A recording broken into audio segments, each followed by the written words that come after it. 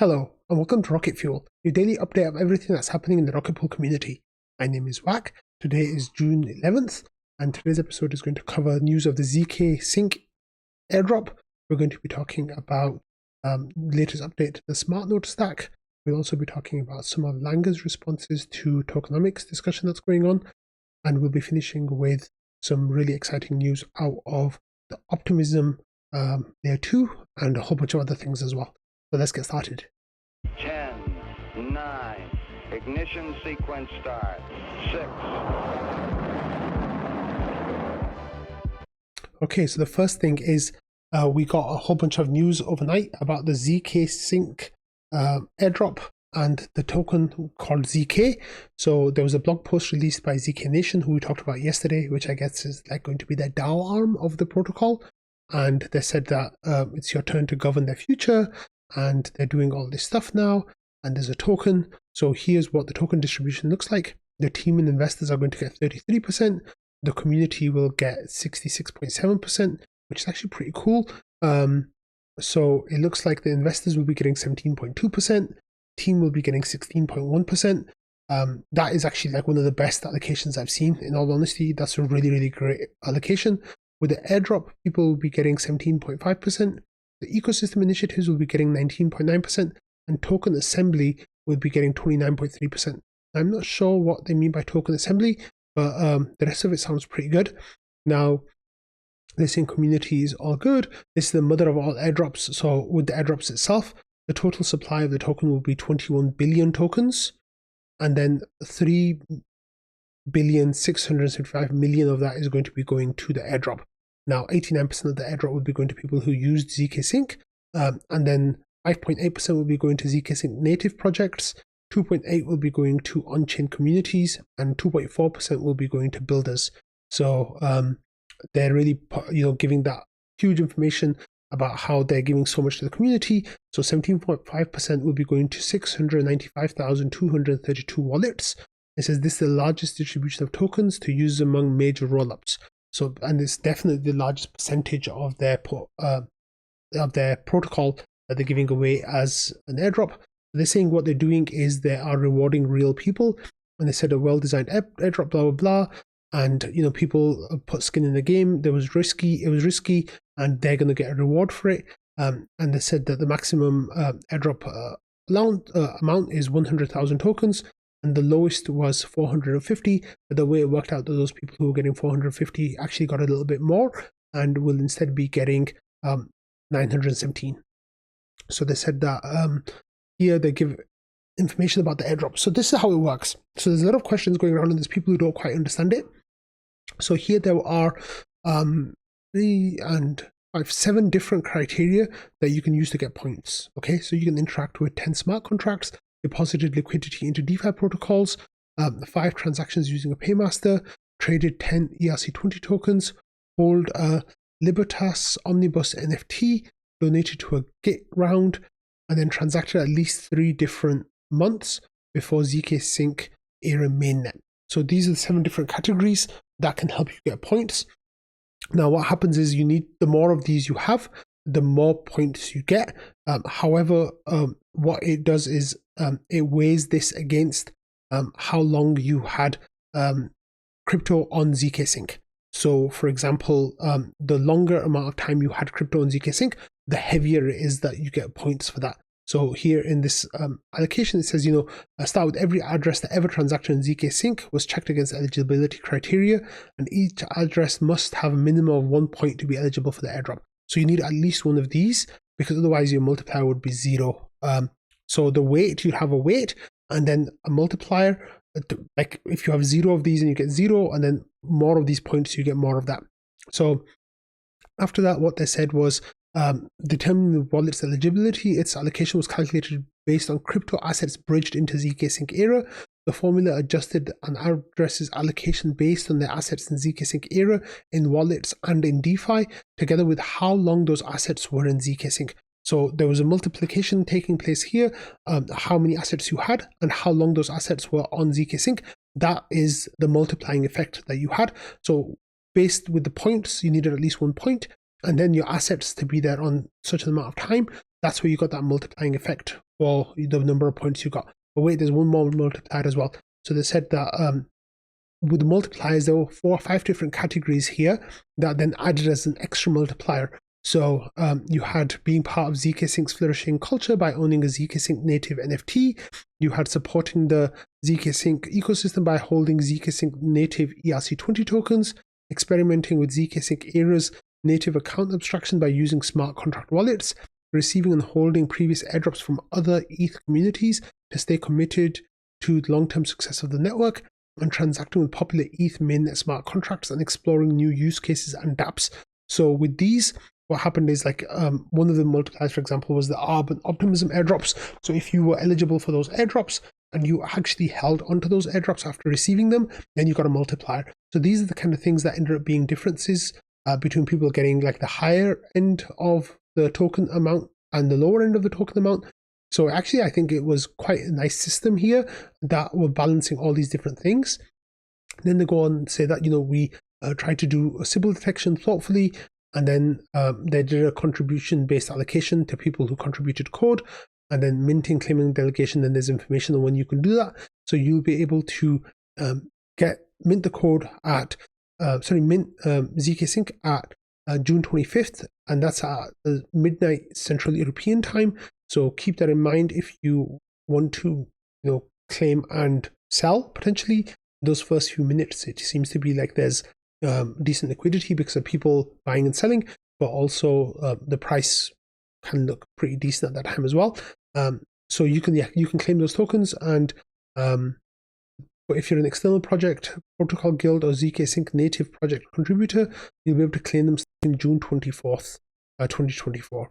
So you'll be getting them a little bit earlier as a protocol. It says with zkSync's native account abstraction, claiming your ZK is gas-free. Once claimed, token holders can participate in the governance as well. So you'll be claiming the tokens actually on zkSync. There's this really great blog post, a post by Tricky Troll on Reddit's ETH Finance, who kind of explains all the different factors going into the airdrop and how you got the token and how it all worked out. So there's a time-weighted formula here with assets in DeFi getting a 2-time multiplier. So there's little multipliers kind of built into it here with, and it kind of like loops back on itself. And eventually, you can end up with some really good amounts if you hit, multiples of the multipliers. And then with NFT holders, the NFTs that they wanted to hold as Duties, Hue, Moody Mites, V-Bears, ZK Pengs, ZK Skulls, or ZK Veggies. With the ZK native token, hold at least $50 of one of the following tokens: a snapshot AAI, Hodl, Koi, Meow, Mute, RF, ZF, or Zorro. Then with smart wallets, smart contract wallets created via zkSync era native account abstraction. That's like Argent wallet, I think. Airdrop holder held at least 50% of the ARB, OP, or ENS airdrops for more than 90 days after claiming. And then smart contract adopter being the first 1,000 addresses to interact with qualifying Ethereum smart contracts at least 2 times. A qualifying contract is one with at least 100 ETH in transaction fee spent on it. And then there's a maximum minimum tokens. So 450 tokens was minimum to be eligible, and then 100,000 was the max. And people who got fewer than 450, but then more than 100,000, those amounts were put back into the protocol, and then the minimum amount was brought up to 917. Then there's a bunch of information here about Sybil detection and a whole bunch of other things. So if you're interested, read this post by Tricky Troll. People seem to think that it was a decent airdrop here. Faimar Hal says high quality airdrop, and other people then were kind of sharing what they got on how it worked and kind of speculating about how it all came together. But here Lulek says this is a pretty goated airdrop design, means greatest of all time. Like, pretty happy with that. Here DPX says, I'm quite surprised to find my address is not eligible. He says, I didn't use zkSync that much, but I remember using Zigzag back when it first came out on several occasions months apart. And then people were just happy, basically. That's the vibe that people mostly got from ETH Finance. Then with Reddit here, on Twitter here, Lefteris shared a link to a CSV file that had all eligible addresses along with the allocation. So he was really happy about this. He says, finally, someone does it right. Thanks for ZK Sync for simply releasing a CSV of all eligible EVM addresses along with their allocations. So this is linked in the description below. You can search for your address here and have a look at the amount. And you can see that, there's some in the 900s, but many people got like the single thousands. If I had to say, what the average was, I'd probably say somewhere around like 2,000 tokens potentially, maybe 3,000 tokens. But there's definitely like, people here in the tens of thousands and a whole bunch of people in the hundreds of thousands as well. So, like in the 100,000, at the max cap level. So that's pretty awesome to see. What's a little bit interesting is like which projects they actually gave their tokens to, with the ones that are actual projects. And these include things like Beacon Chain, also things like Lido and Kelp and EtherFi and a whole bunch of others, which people were kind of confused about. This is the list over here for native projects. Like EtherFi got a huge airdrop, but EtherFi is not on ZK Sync. Athena as well was not on ZK Sync. Let me actually... Okay. Then there's Kelp, for example. Like, what they got to do with ZK Sync, but there are a bunch of projects that got allocations that people were kind of like confused about. And then Jasper actually ended up tweeting about it, saying, why does Lido and EtherFi, and the EtherFi he says, which I love, but is not on ZK Sync, get millions of ZK tokens, but not any to Rocket Pool? This is only one of these protocols have provided thousands of node operators to the defense of Ethereum. And that post was getting some traction already. David Hoffman here of Bankless, they're about to do a live stream, and they were asked, like, he says, I'm collecting feedback on the ZK Sync ZK airdrop. Let me know your thoughts. And he said, if you're in Bankless Discord, you can at me as well. So here I replied by saying, I'm pretty damn happy with it for me. I interacted with ZK Sync Lite and Aero for around 2 years, and that was acknowledged in my airdrop. And then I followed up by saying, I'm astonished that Rocket Pool missed out when a bunch of other LRTs got allocations, some of which aren't even on ZK Sync. So hopefully that feedback will get back to the ZK Sync team from David Hoffman, and this is addressed. What's really interesting here is, this post from David has 1.1 thousand likes with 1,100 comments, replies, which is actually a huge amount. And for example, this person here, GoatMag, GoatMGG Eatsall, had an idea of what to do better. And he says, reduce the token allocation for the team. Highest max allocation should be 25 to 30,000. Allocate the token according to their fee spent, active days and weeks and months, paymaster, native bridge volume, and light transactions, etc. Give allocations to minimum 1 million to 1.4 million wallets, and multipliers for ZK Sync maxis, all active wallets. It says reconsider this. And David Hoffman replied by saying, I'm getting Sybil bot vibes on this tweet. And then he saw just how many likes were coming in for that tweet and was just like, what on earth is going on here? This is definitely like basically attacked, like just the likes coming in, and he got ratioed basically based on this. So I think what's happened is there are a bunch of people who try to Sybil farm and Sybil attack the airdrop and like try to farm it, and the filtering mechanisms caught them out, whether that's the minimum amount of points needed or whether that was something else, and those people are now like really sending out negative vibes on X and trying to like basically being e-beggars. So a whole bunch of people, and here there was like some constructive feedback saying reduce allocation of the 75 to 100,000 tokens and redistribute these numbers back to the community by decreasing the maximum cap, decrease the high allocation using a tiered system. Original 100,000 goes to 80,000, 80,000, 65,000, saying many complaints suggest that 100,000 excessive and many concerns indicating that the base token 100,000 gap is too large, similar to whatever. And then suggestion 2, reallocate a portion of the planned community tokens earlier to the lower tier allocations and increase the number of eligible wallets. Alternately, this portion could come from the team or investment allocations. Suggestion 3, set an earlier deadline for everyone to claim their tokens. Tokens not claimed by the state should be redistributed equally among those who did their claims. And then suggestion 4, collab with layer 0 and consider using the Sybil list.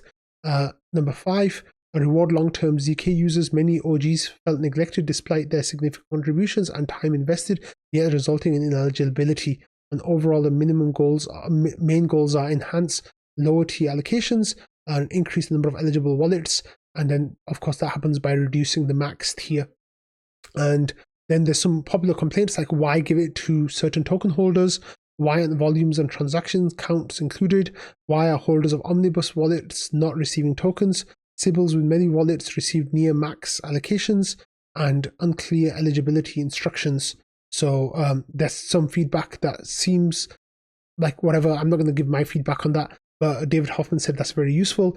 Jasper replied to David Hoffman saying, one crucial element that all L2s should have, drop tokens to home stakers. Starknet set a beautiful example, and the onus is on the industry to carry that forward. Home stakers enable L2s to be valuable. Further, it is strange that Rocket Pool, the first LST on ZK Sync, received no tokens, while LRTs that have never deployed to ZK Sync got massive ones. Like, make it make sense. That's me adding that, not Jasper. So yeah, the ZK Sync airdrop happened. There's a whole lot going on there. You can delve into the links and the ideas and see what you find out. Okay, so in yesterday's episode, I talked about how there was an issue with the Smart Node version 1.13.3 because of fallback clients. Well, Fornax here last night, overnight, put out a post saying we now have 1.13.4 has been released, and this fixes issues using fallback clients. And it also helps ship a new Bisu version, so Bisu 24.5.2, and fixes the fallback issues. And of course, the rest of the changes are the same as 1.13.3 if you want to have a look at that. So yeah, you can have a look at that, and Fornax's apologies for the inconvenience and thanks to everybody. So this is actually really cool that it got fixed so quickly, and yeah, that's fantastic.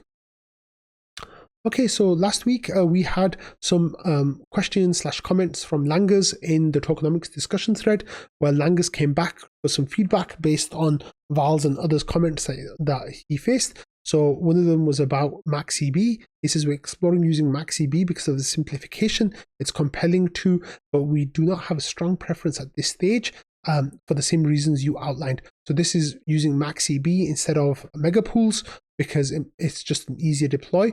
The problem with it is that it won't be here for maybe a year. So that's an issue. With staked RPL, he says, this is responding to Val's post, by the way, where Val kind of broke it down, talking about MaxEB, the universal adjustable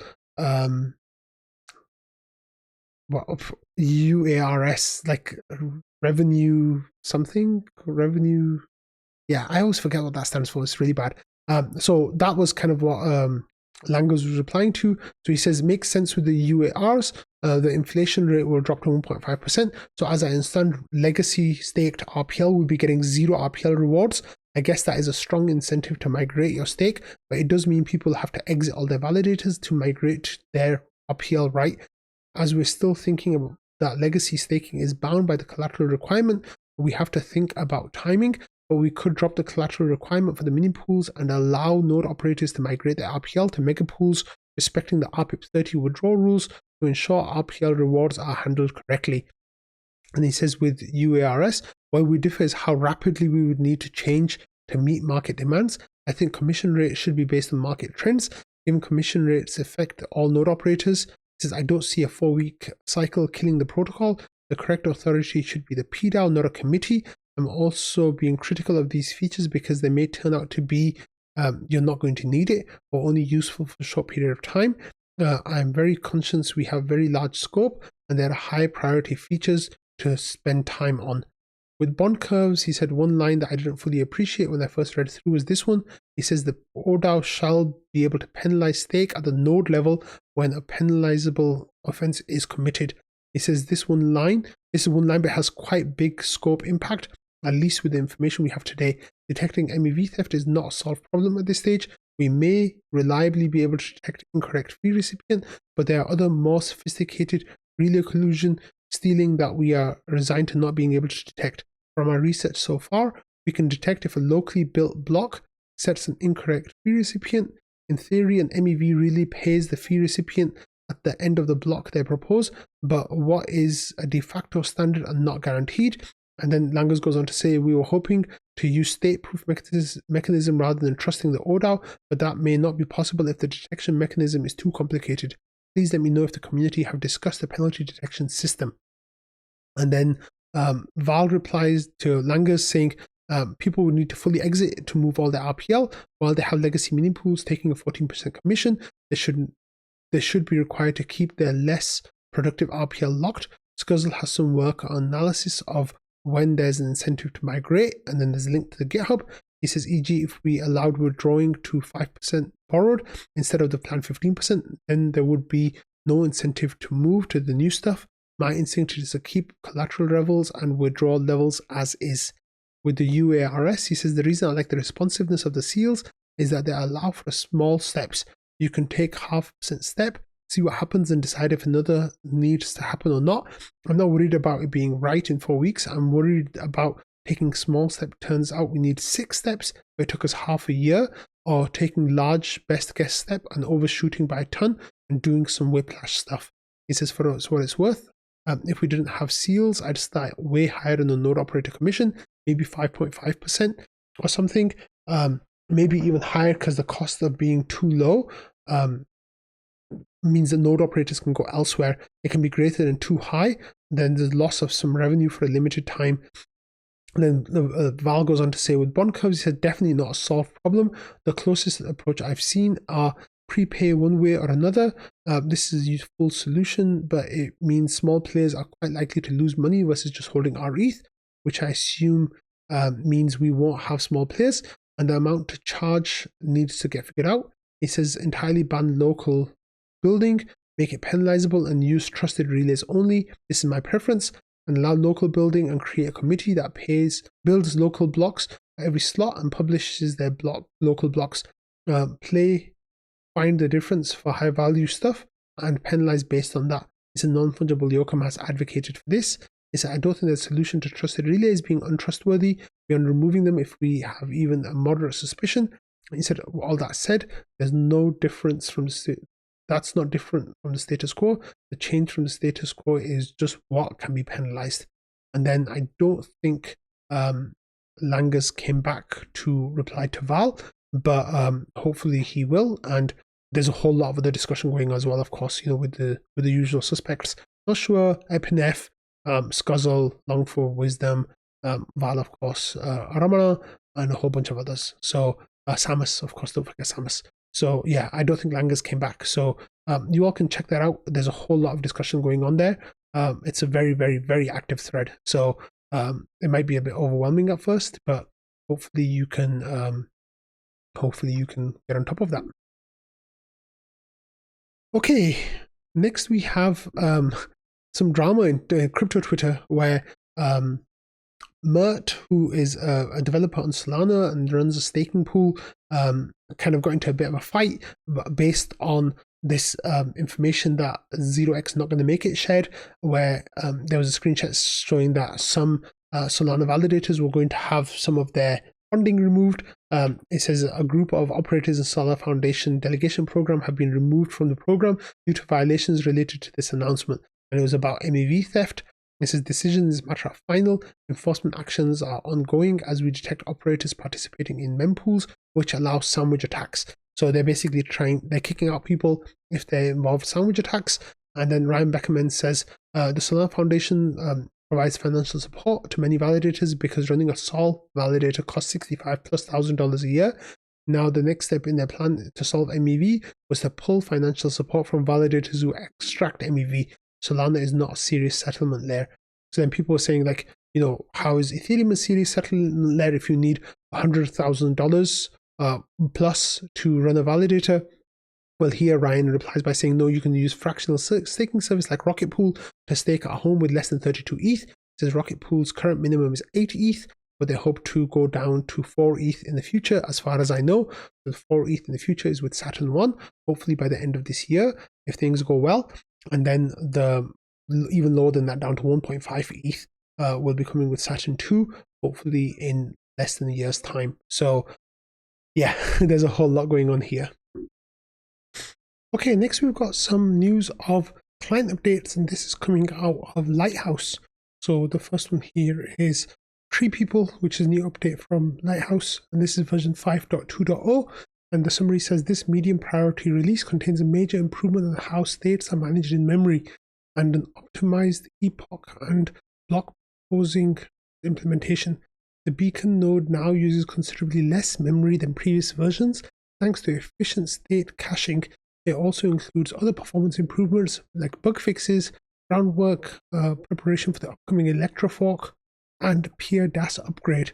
So this is really great. Like if you can look at the memory usage before this upgrade, it was going at somewhere around 6 gigabytes of memory, and fluctuating between like 5.5 and all the way up to 8.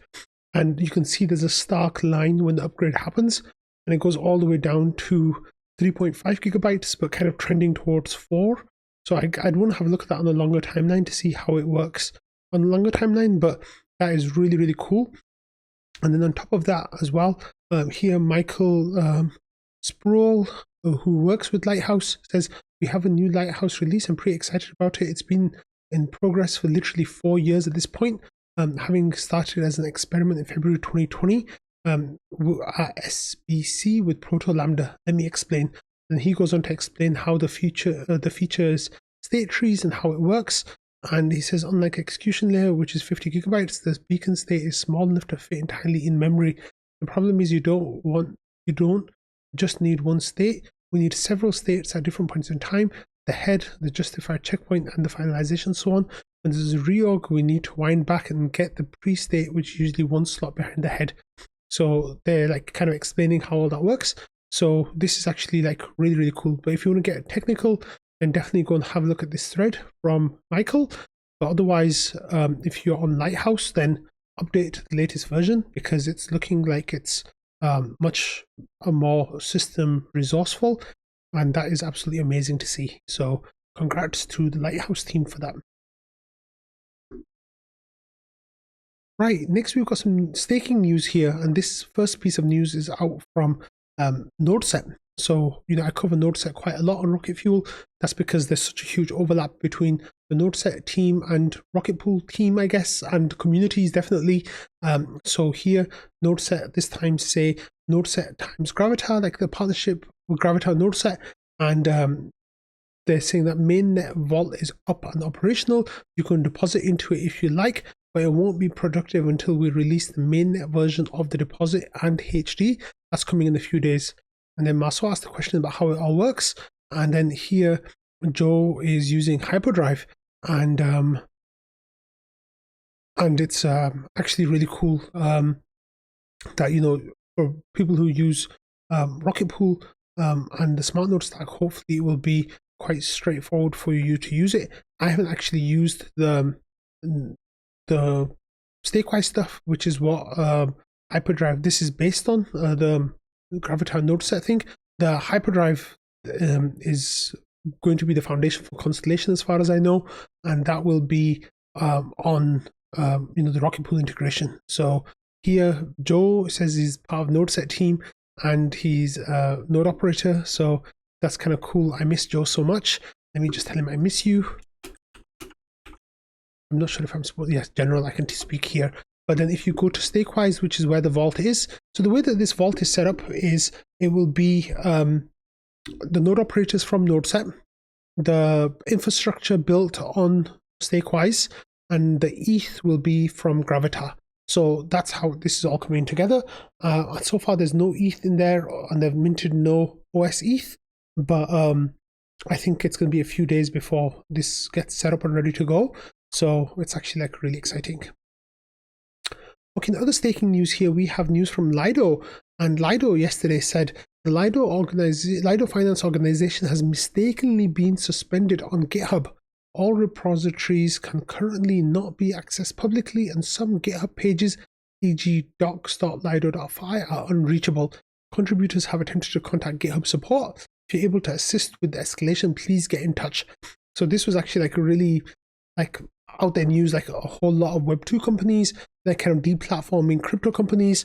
I feel like you hear it all the time, especially like in regards to Twitter, and like Web3 companies having issues with their accounts being compromised or getting locked out of them. And this time it was with GitHub, and GitHub, of course, has restricted certain repositories before when it's felt like they violate sanctions, etc. Well, this time, like, we didn't know what was happening. And then Lido put out another tweet saying suspension has been lifted and Lido Finance Organization together with docs.lido.fi are back. So the first comment from Zach here is time to create a decentralized version of GitHub. And I think that is something that crypto people really should work on, especially if they have so many dependencies on this code and people working on this code together. It's just not right for it to for you to get locked out like this.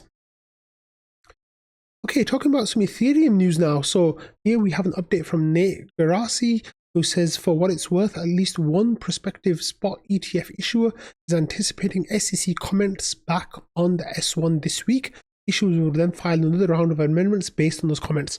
So this is the process we're at right now. A couple of weeks ago, the SEC approved the spot Ethereum ETFs, and then they said, you've got to get us your S1s like really quickly within a matter of days. All the filers did that on time, and then the question was like, what is the SEC going to do next? Are they going to try to slow walk this? Are they going to just like process it as normal? People were giving different timelines. It might take 2 weeks, it might take 3 to 6 months. I even heard someone say, but 3 months was kind of like the upper normal average. The lower normal average was about 6 weeks. And the SEC, Gary Gensler came out and like gave an indication that he might be trying to slow walk it. Well, it looks like that might not be happening. So sources from within the ETF applicants are saying that they anticipate the comments to come back this week. So if everyone submitted their comments Friday before last, then if they all get their comments back by the end of this week, maybe it'll take them a week to get their comments back to their edits back to the SEC, which will take us to the 3rd week of June, and then that will be bang in line with that first week of July launch date, which, well, it kind of makes sense for it to be the 2nd week of July, because first week of July, of course, is July 4th. And that's the date that Anthony Sassano, of course, has been kind of targeting as well. And it's the date that makes sense. So let's see, what these next few days look like. If we get the answers back from the SEC by the end of the week, then we'll definitely be on track for that July date. However, if they take their time with it, and then of course, if the issuers, the applicants, take time with getting their responses in, which I don't think will happen, but could potentially happen. If that happens as well, then there might be issues. But otherwise, it's looking like everything's go, which of course is very exciting. Okay, we're going to end the episode today with this Optimism news. So this is like a really great update that we have from Optimism, and they're saying that the fault proofs and stage 1 have arrived. Open source permissionless fault proofs are live on OP mainnet, and with them the OP stack arrives at stage 1 decentralization. This is a major step forward for the superchain. So for those of you who don't know, the Optimism superchain runs a whole bunch of different chains. They have OP chain, of course, the Optimism chain. They have the base chain, Zora. I think even Blast is based on OP software. And for a long time, people were wondering when Optimism was going to get to stage 1. The fraudsters were saying that it would never get to stage 1 and that it was, always going to be centralized in every way. Well, Optimism have kind of really stepped up. So here they say permissionless fault proofs are now allow anyone to withdraw ETH and ERC20s from OP stack chain to layer 1 without the need to involve a trusted third party, contribute to the superchain security themselves by challenging invalid withdrawals.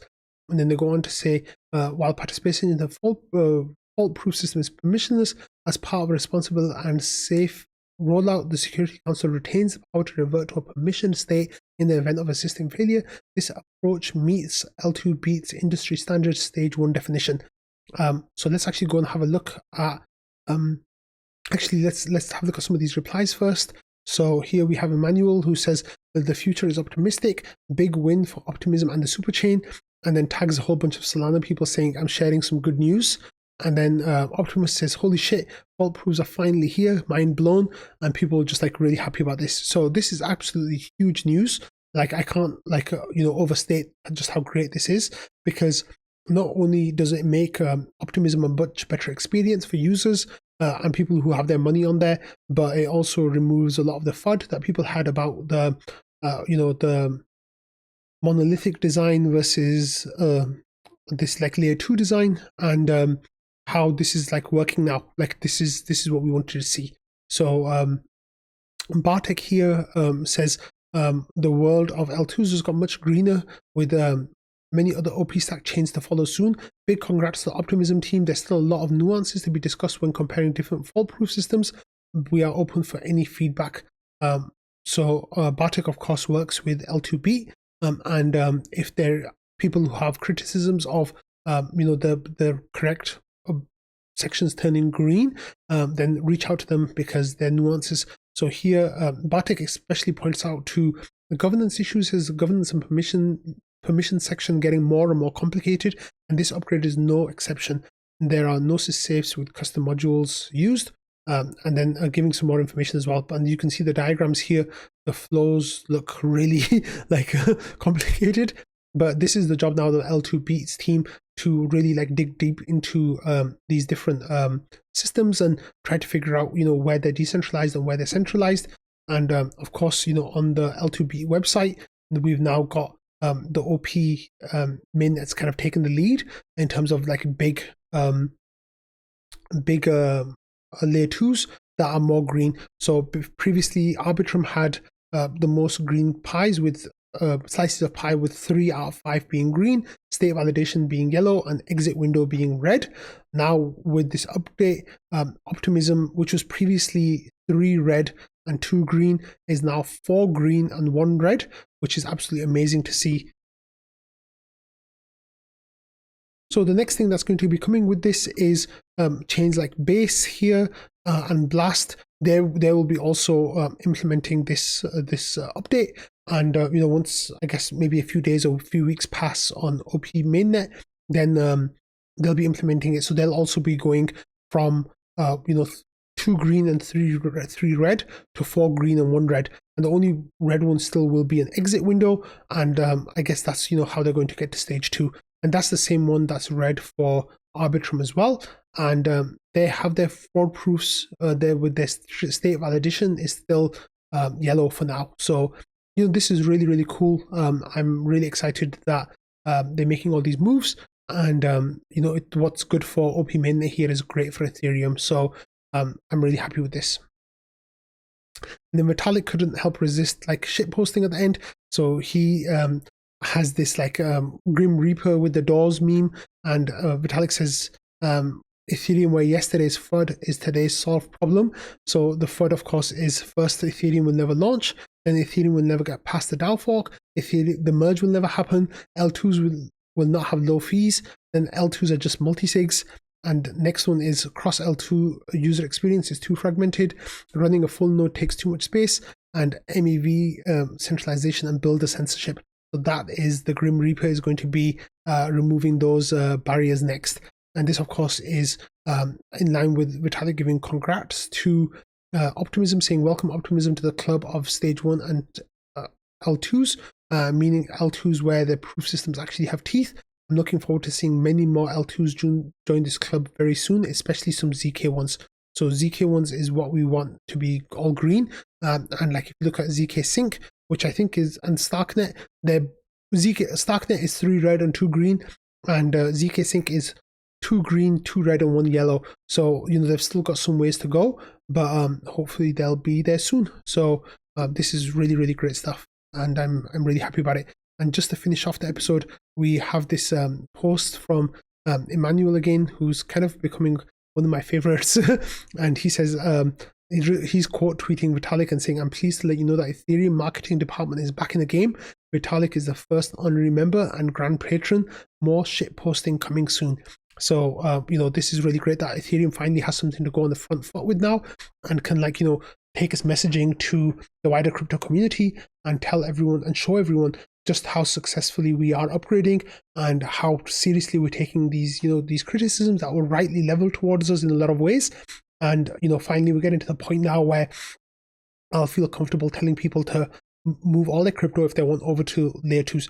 we're not there yet. Right now, I still tell people like don't put more on layer 2s than you can afford to lose pretty much. And the reason for that is because things could still go wrong. We're not fully at stage 2 yet, where if things do go wrong, you can still get your crypto back. So there are some limitations, but the main idea is we are progressing really great, really beautifully, and I'm really excited about what this is going to bring next. So on that note, I'm going to end today's episode. So thank you all for watching, listening, and being part of the Rocket Fuel community. I hope you all have a lovely day ahead, and I will see you all tomorrow. Bye.